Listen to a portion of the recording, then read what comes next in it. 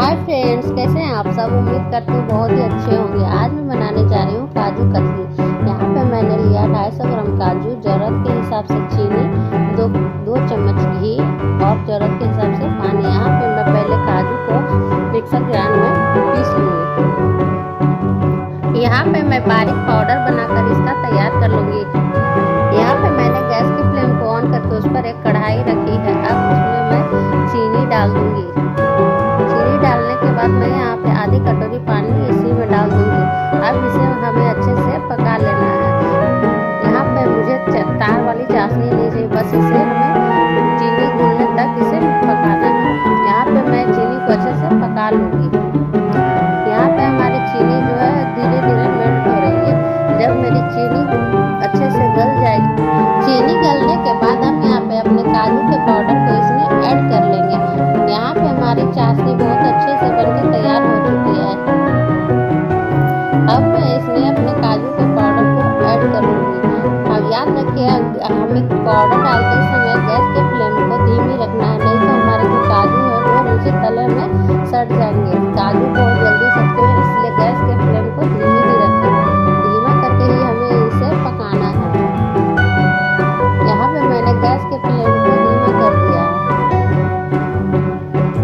यहाँ पे मैं इसे अच्छे तरीके से पका लूँगी ताकि ये अच्छे से पक जाए और इसमें कोई गुठलियाँ भी ना रहे। इसे तोड़ते हुए हमें पकाना है। अगर गुठली कोई हो, इसे तोड़ते हुए हमें पका लेना है अच्छे तरीके से।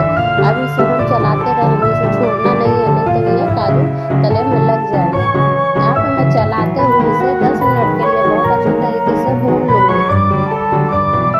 यहाँ पे हमारे काजू बहुत अच्छे तरीके से भून रहे हैं। यहाँ पे हमारे काजू जो है अच्छे से भून रहे हैं। अब इसमें हम क्या करेंगे, 2 चम्मच घी डालेंगे। आप अपने ज़रूरत के हिसाब से घी डाल सकते हैं। घी नहीं अगर खाते हैं तो तेल भी डाल सकते हैं, तेल का भी यूज हो सकता है। यहाँ पे मैंने 2 चम्मच घी डाला है ताकि इसका टेस्ट और दुगना हो जाए। इसे अच्छे से अंदर से चलाते हुए हमें भून लेना है। इसे देखिए, चलाते चलाते मुझे काफ़ी टाइम हो चुका है। यहाँ पे मेरे बैटर भी जो है वो अच्छा सूख गया है। अब इसे हमें तब तक भूनना है जब तक ये डो के फॉर्म में ना आ जाए। इसे तब तक भून लेंगे हम। यहाँ पे हमारे बैटर जो है वो सूख चुके हैं। अब इससे हम थोड़ी देर के लिए और भूनेंगे। यहाँ पे देखिए कितनी अच्छे तरीके से मैंने इसे भून लिया है। इसका कलर भी अब चेंज हो गया। अब यहाँ पे मैं अपने गैस के फ्लेम को बंद कर दूँगी और यहाँ पे मैंने लिया है एक बटर पेपर, जिस पर मैंने 1 चम्मच घी डालकर पूरे हाथ से इस पे फैला दिया है ताकि इस पे मैं जो बैटर डालूँ वो चिपके ना। यहाँ पे बैटर को मैं इस पे डाल लूँगी। इसे डालने के बाद हमें गरम में ही इसे अच्छे से मिला लेना है। इसे ठंडा नहीं होने देना है, इसे गरम में ही हमें मिक्स करना पड़ेगा। अगर ठंडा होने के लिए आप छोड़ेंगे तो ये जम जाएगी और फिर अच्छे से मिक्स नहीं हो पाएगी। तो यहाँ पे मैं गरम में ही इसे पेपर की सहायता से उलट पलट के इसे अच्छे से मिलाऊंगी। यहाँ पे मैंने 1 चम्मच घी और डाला है ताकि ये अच्छे से मिक्स हो जाए और चिपके ना। यहाँ पे मैं पेपर की सहायता से उलट पलट कर इसे अच्छे से मिक्स कर लूँगी। यहाँ पर मिक्स करना ज़रूरी है, नहीं तो गुलठी पड़ सकती है। यहाँ पे बहुत अच्छे तरीके से इसे हम मिक्स कर लेंगे ताकि जो ये है बहुत ही अच्छा सॉफ्ट डो हो जाए इसका। अब इसे हम मिक्स करके एक गोले का आकार इसे देंगे। इसे अब हम अच्छे से इसे गोले का आकार देंगे। इसे अब हम गोल करके अच्छे से इसे हम बेल लेंगे। बेलन की सहायता से हमें इसे बेलना है। यहाँ पे अब हम इसे गोल करके अच्छे से पेड़े की तरह बना लेंगे। यहाँ पे मैं इसी से बना रही हूँ। यहाँ पे बहुत ही गर्म डो था, मैंने गर्म में ही किया है।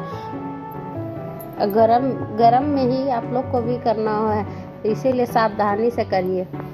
यहाँ पे मैंने इसे अच्छे से गोल आकार दे दिया। अब इस पर मैं एक बटर पेपर ऊपर से रखूँगी। ऊपर से बटर पेपर रख कर मैं बेलन की सहायता से इसे बेल लूँगी। आप अपने हिसाब से बेल सकते हैं, कम मोटा पतला जैसा आपका मन करे वैसा बेल सकते हैं। मैंने यहाँ पे ना मोटा ना पतला मीडियम साइज में रखा है। यहाँ पे मैं इसे बहुत अच्छे तरीके से बेल लूँगी। बेलने के बाद ये चिकना हो जाएगा। अभी ये आपको फटा फटा दिख रहा है, लेकिन ये बेलने के बाद चिकना हो जाता है। यहाँ पे मैं इसे बहुत अच्छे से फैला के इसे बेलूँगी। यहाँ पे देखिए कितने अच्छे तरीके से ये चिकना होते जा रहा है। यहाँ पे अच्छे तरीके से मैंने इसे बेल लिया। अब मैं एक चाकू की सहायता से इसे कट कर लूँगी। आप अपने हिसाब से कट कर, आपको जैसा मर्जी हो वैसा कट कर सकते हैं। मैंने यहाँ काजू कतली का ही आकार दिया है। यहाँ मैं अच्छे तरीके से इसे कट कर रही हूँ। ये बहुत ही गर्म था, इसीलिए मेरे हाथ भी जल रहे थे, इसीलिए मैं बार बार अपनी उंगली को हटा रही हूँ यहाँ पे। लेकिन मुझे गर्म में ही इसे करना भी है, नहीं तो बाद में अगर ये सेट हो जाएंगे तो फिर ये बन नहीं पाएंगे। यहाँ पे मैं इसे कट करके, आप इस पे वर्क भी लगा सकते हैं, लेकिन मेरे पास यहाँ पे वर्क नहीं था इसलिए मैंने छोड़ दिया है। आप चाहे तो उस पर चांदी का वर्क आता है, वो भी लगा सकते हैं। देखने में बहुत ज़्यादा अच्छा लगता है, पर मेरे पास था नहीं इसलिए मैंने लगाया नहीं। यहाँ पे हमारे काजू कतली जो है वो बनकर कितनी अच्छे तरीके से तैयार है। देख लीजिए कितनी अच्छे तरीके से मैंने इसे कट कर लिया, और ये खाने में बहुत ही अच्छे बने थे। टेस्ट भी इसका बहुत अच्छा था, बिल्कुल मार्केट जैसा लगेगा। आपको लगेगा ही नहीं कि आपने इसे घर पे बना के तैयार किया है। इसीलिए आप अपने घर पे बनाइए और खाइए, और मेरे साथ अपने अनुभव ज़रूर शेयर कीजिए कि आप लोग को कैसे लगे। अगर अच्छी लगी हो तो प्लीज़ एक लाइक सब्सक्राइब ज़रूर करें।